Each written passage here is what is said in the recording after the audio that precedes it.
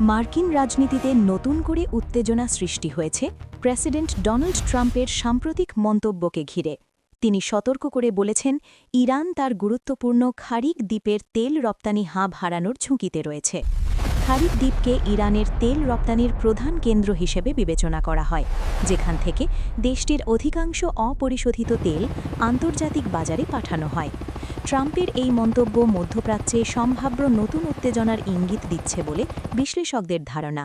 এদিকে মার্কিন প্রতিরক্ষা দপ্তর পেন্টাগন ইরানের বিরুদ্ধে সম্ভাব্য সামরিক পদক্ষেপের প্রস্তুতি নিচ্ছে বলে বিভিন্ন সূত্রে জানা গেছে। বিশেষ করে কয়েক সপ্তাহব্যাপী একটি স্থল অভিযানের পরিকল্পনা নিয়ে কাজ চলছে বলে দাবি করা হচ্ছে।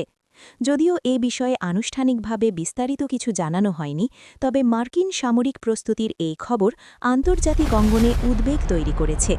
বিশ্লেষকদের মতে, যদি খারিক দ্বীপে কোনো হামলা বা সামরিক পদক্ষেপ নেওয়া হয়, তাহলে তা বৈশ্বিক জ্বালানি বাজারে বড় ধরনের প্রভাব ফেলতে পারে। কারণ ইরানের তেল সরবরাহে বিঘ্ন ঘটলে আন্তর্জাতিক বাজারে তেলের দাম হঠাৎ বেড়ে যেতে পারে।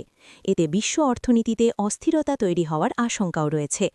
অন্যদিকে ইরান এখনও এ বিষয়ে সরাসরি কোনো প্রতিক্রিয়া জানায়নি, তবে দেশটি অতীতে এমন হুমকির বিরুদ্ধে কঠোর অবস্থান নেওয়ার ইঙ্গিত দিয়েছে। মধ্যপ্রাচ্যের ভূরাজনৈতিক পরিস্থিতি এমনিতেই সংবেদনশীল। তার উপর নতুন করে সামরিক উত্তেজনা সৃষ্টি হলে তা বৃহত্তর সংঘাতে রূপ নিতে পারে বলে আশঙ্কা করছেন বিশ্লেষকরা।